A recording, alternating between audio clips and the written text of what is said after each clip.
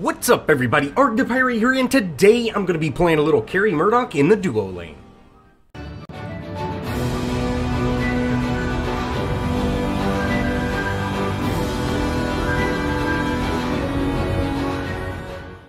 As always, let's go over the deck. I have Auto Health Potion, Ruthless, Life Steal, Piercing Basic, Critical Hits, and Healing Towers for my gems.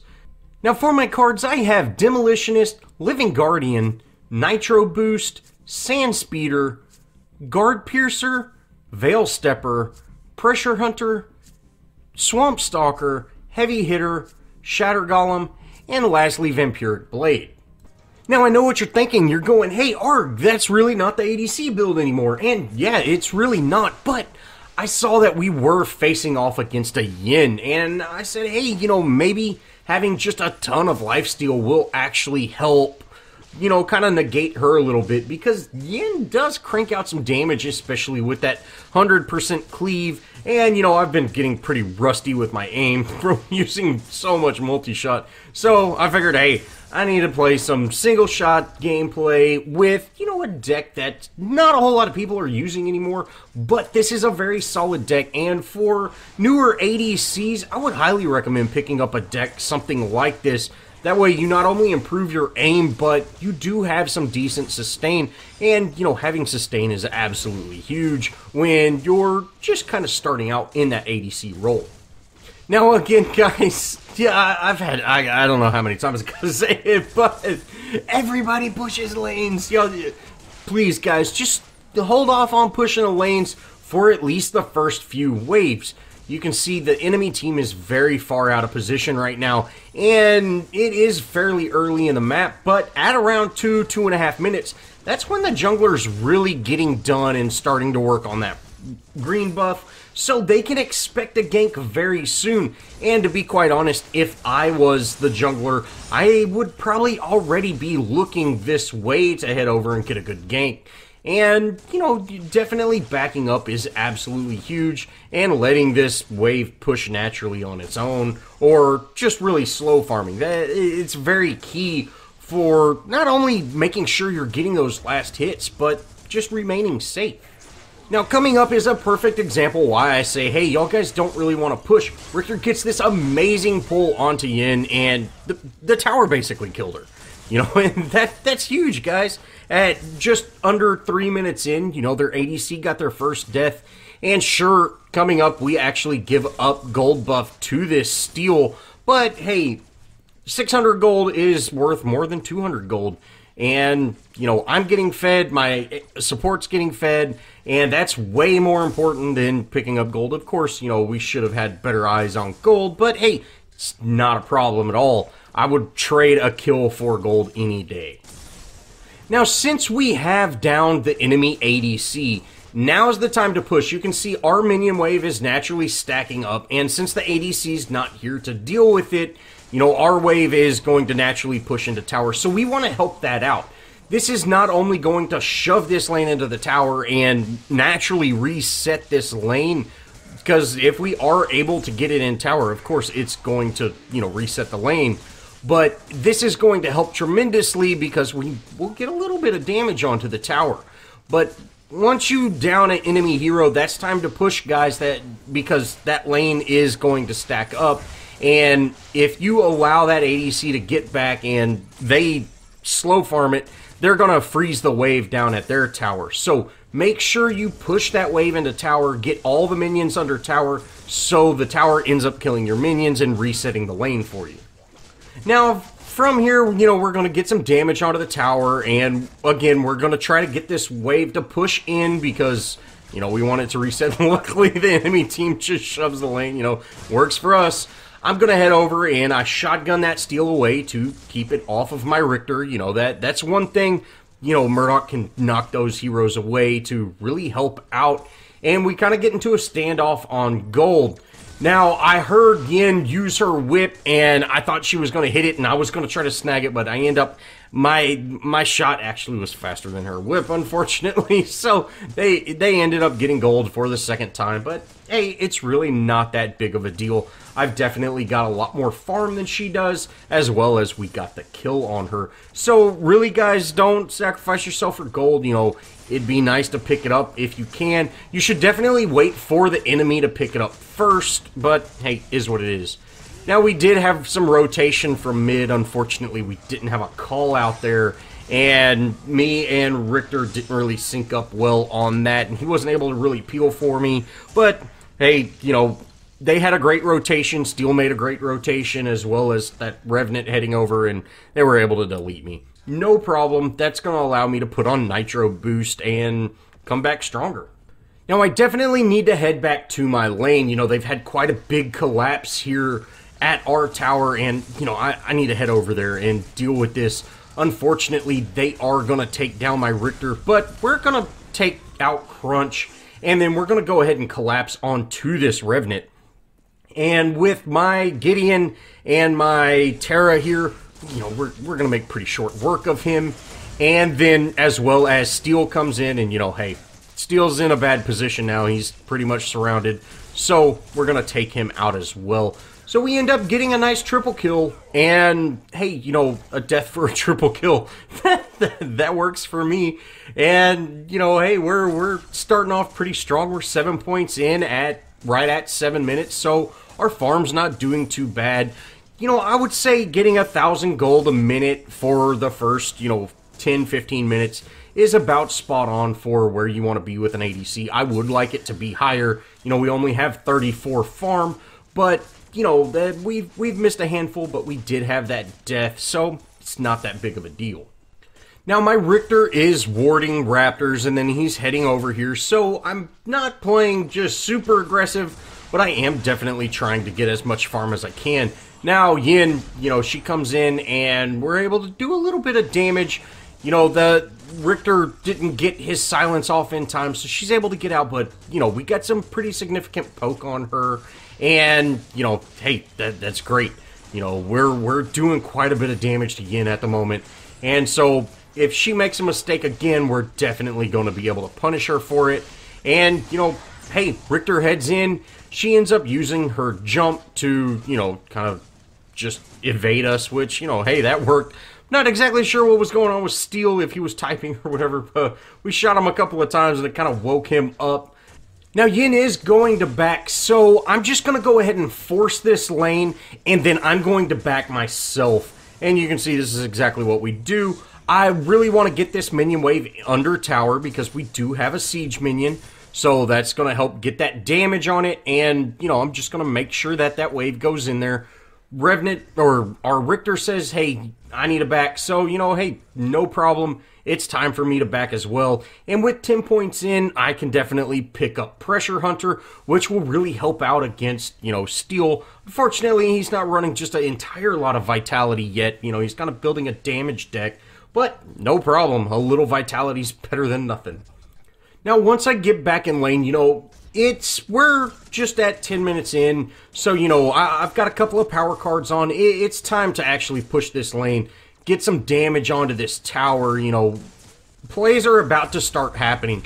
You know, that 10 minutes is kind of when that farming time is over, and you really want to start pushing towers, things like that. You know, actually making progress, and, you know, not only downing that first tower on the duo side, that not only is a big help because you can rotate, but that's also a good chance to pick up Feng.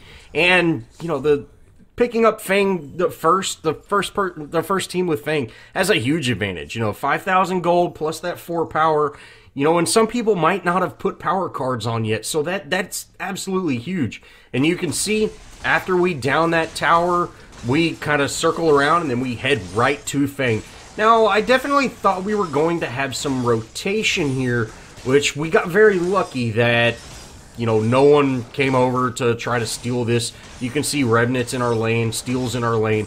It would have been very unfortunate to lose this Raptor to, you know, just not rotation, or, you know, no rotation from our team. But luckily, we were able to secure it before anybody showed up.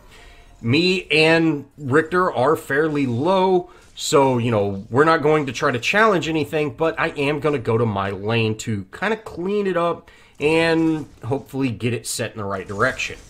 Now, coming up, the enemy team makes an absolute great play. You know, their Crunch starts heading down this duo lane. It's okay, you know, you got to deal with Crunch. I guess they've switched lanes, no problem. You know, Crunch is tough to deal with, and I see Steel in. Oh man, that Steel. I'm done, guys. You know, that was a great combo. I was not expecting Steel to show up, and by the time he did, you know, there's nothing I could do. That's where a card like Blitz Rush would come in just so handy. But, hey, we didn't have it. No problem. We got a death. You know, deaths happen, guys, and we've had 2 so far, so hopefully we can kind of turn things around. Now, once I do spawn back in, I definitely have to head back to that duo lane. You see, they get a bit of a team collapse, and our Terra and our Richter actually go down. I took a shot at them. You know, I took that snipe at them, but no one was really low enough to take them out. And then Quang shows up, and oh man, it's game on now. He ends up just absolutely melting Revenant. We're able to take out Crunch. You know, this flipped it around. You know, the enemy team really probably should have got out after they got that double kill and once they saw me. But hey, I'm not going to argue with that choice. You know, every time I've died so far, I've been able to come back and actually turn it around, make a play happen, and that's huge. That's what I need. Now, I run past gold because I felt that it was important to feed the enemy team because I'm doing so well. Not really, guys. I'm just mindless. But I'm going to head to mid. And, you know, Terra is here, and hopefully we can get some damage on her. Now, she did just go ahead and use her ultimate, so we don't have to worry about that as much. And, you know, her ultimate gives her that decent shield. So, you know, hopefully we can take her out. Now, I'm going to just steadily chip away on her. And sure enough, we're able to take her out. You know, I don't really know if her Steel is more of a threat at the moment, but, you know, I was definitely more threatened by the guy that was kind of closer to me, so we're going to take her out. And we end up actually taking Revenant out as well, which, you know, hey, we're making really good progress here.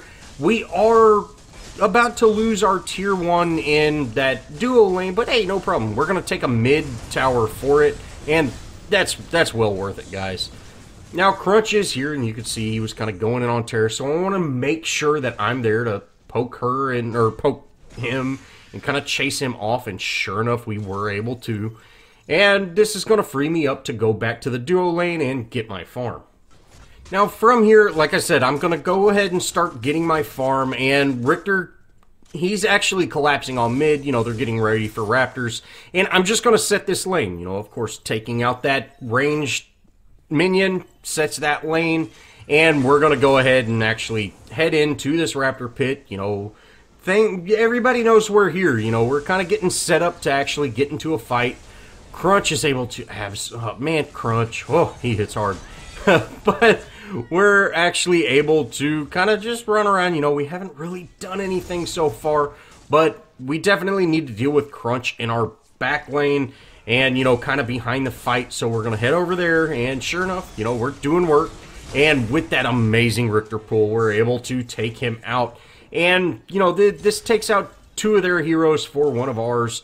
We can definitely get Fang off of this. You know, we might have to fight for Fang, but that's quite alright. You know, we should definitely pick up Fang with this advantage.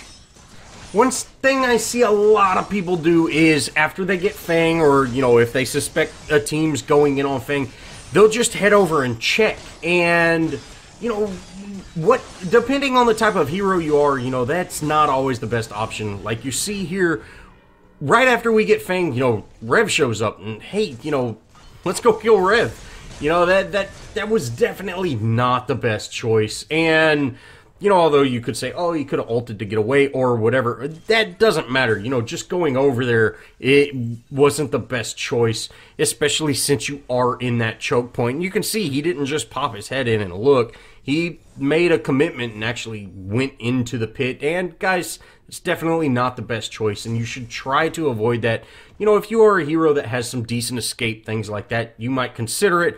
But really, are you going to go in there and try to steal it? Because that's, with the exception of a few heroes, that's really not the best idea ever.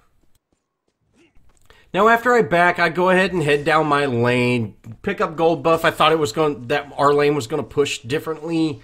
You know, I believe it is set against us, but, you know, I say, hey, let's go to mid. Let's see if we can make something happen in mid. And, you know, I should have definitely checked to see if that lane, I just looking at the minimap, I thought it was set, but it definitely isn't. But, hey, no problem. We're going to just make a huge push here in mid.